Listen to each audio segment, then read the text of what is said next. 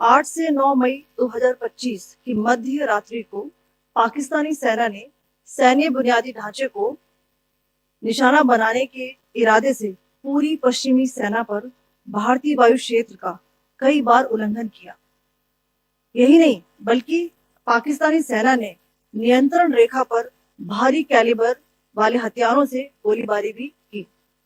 अंतर्राष्ट्रीय सीमा और नियंत्रण रेखा पर लेह से लेकर सरक्रीक तक 36 स्थानों पर 300 से 400 लगभग ड्रोनों का इस्तेमाल घुसपैठ का प्रयास करने के लिए किया गया। भारतीय सशस्त्र बलों ने काइनेटिक्स व नॉन काइनेटिक साधनों का उपयोग करके इनमें से कई ड्रोन्स को मार गिराया। इतने बड़े पैमाने पर हवाई घुसपैठों का संभावित उद्देश्य वायु रक्षा प्रणालियों का परीक्षण करना और खुफिया जानकारी इकट्ठा करना था। ड्रोन के मलबे की फोरेंसिक जांच की जा रही है। प्रारंभिक रिपोर्ट्स से पता चलता है कि वे तुर्की के असीस गार्ड सोंगर ड्रोन्स हैं। इसके उपरांत रात में पाकिस्तान के एक सशस्त्र यूएवी ने भटिंडा सैन्य स्टेशन को निशाना बनाने की कोशिश भी की, जिसे पकड़ा गया और उसे निष्क्रिय कर दिया गया। पाकिस्तानी हमले के जवाब में पाकिस्तान में 4 हवाई रक्षा स्थलों पर सशस्त्र ड्रोन्स लॉन्च किए गए। इनमें से एक ड्रोन एडी रडार को नष्ट करने में सक्षम रहा। पाकिस्तान ने जम्मू कश्मीर के तंगधार, उरी, पुंछ, मेंढर, राजौरी, अखनूर और उधमपुर में भारी कैलिबर आर्टिलरी गन और सशस्त्र ड्रोन्स का उपयोग करके नियंत्रण रेखा के पार गोलीबारी भी की, जिसके परिणाम स्वरूप भारतीय सेना के कुछ जवान हताहत हुए और घायल हुए। भारतीय जवाबी कार्रवाई में पाकिस्तानी सेना को भी बड़ा नुकसान पहुंचाया गया। इसके अलावा पाकिस्तान का गैर जिम्मेदाराना व्यवहार फिर से सामने आया। 7 मई 2025 को रात 8:30 बजे एक असफल अकारण ड्रोन और मिसाइल हमला करने के बावजूद पाकिस्तान ने अपना नागरिक हवाई क्षेत्र बंद नहीं किया। पाकिस्तान अपने नागरिक विमानों को ढाल के रूप में इस्तेमाल कर रहा है, जबकि उसे अच्छी तरह से पता है कि भारत पर उसके हमले से हवाई रक्षा की तीव्र प्रतिक्रिया होगी। यह भारत और पाकिस्तान के बीच अंतर्राष्ट्रीय सीमा के पास उड़ान भरने वाले अंतर्राष्ट्रीय उड़ानों सहित नागरिक विमानों के लिए सुरक्षित नहीं है। यहाँ स्क्रीन शॉट में पंजाब सेक्टर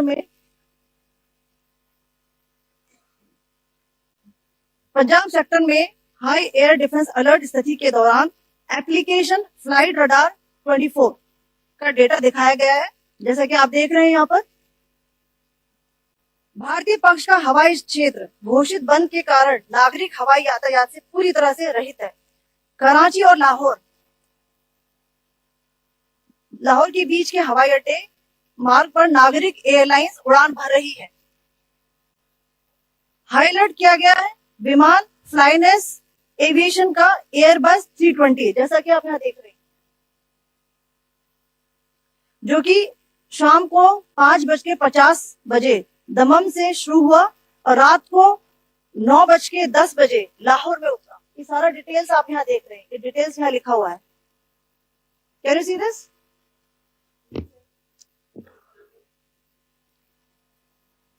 भारतीय वायुसेना ने अपनी प्रतिक्रिया में काफी संयम दिखाया और इस प्रकार अंतरराष्ट्रीय नागरिक विमान सेवा की सुरक्षा सुनिश्चित की।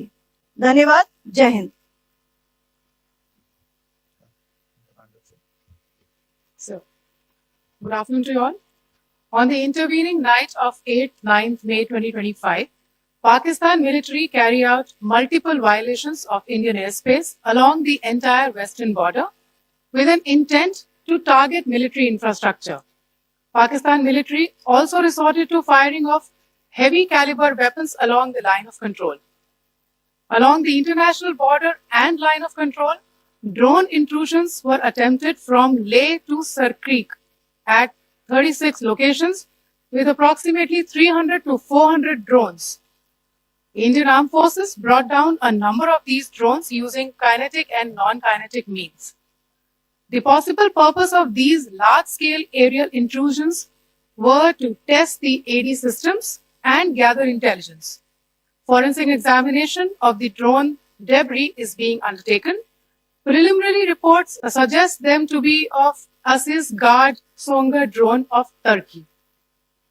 Later in the night, an armed UAV of Pakistan attempted to target Bhatinda military station, which was detected and neutralized. In response to the Pakistani attack, armed drones were launched at 4 air defense sites in Pakistan. One of the drones was able to destroy an AD radar.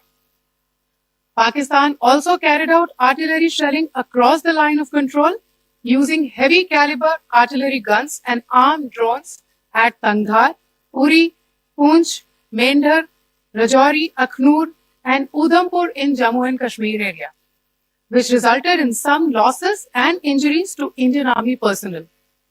Pakistan Army also suffered major losses in Indian retaliatory fire. Additionally, Pakistan's irresponsible behavior again came to fore. Pakistan did not close its civil airspace despite it launching a failed unprovoked drone and missile attack on 7th May at 8:30 hours in the evening. Pakistan is using civil airliners as a shield, knowing fully well that its attack on India would elicit a swift air defense response. This is not safe for the unsuspecting civil airliners, including the international flights, which were flying near IB between India and Pakistan. The screenshot we just showed and we shall share with you, it shows the data of the application Flight Radar 24 during a high air defense alert situation in the Punjab sector. As you have seen, the airspace on the Indian side is absolutely devoid of civil air traffic due to our declared closure. However, there are civil airlines flying the air route between Karachi and Lahore. Amongst the other civil aircraft that you can see, we have highlighted an aircraft which is Airbus 320 of Flynas Aviation, which was originated from Dammam at 1750 hours and landed later at Lahore at 2110 hours in the night. Indian Air Force demonstrated considerable restraint in its response, thus ensuring safety of international civil carriers.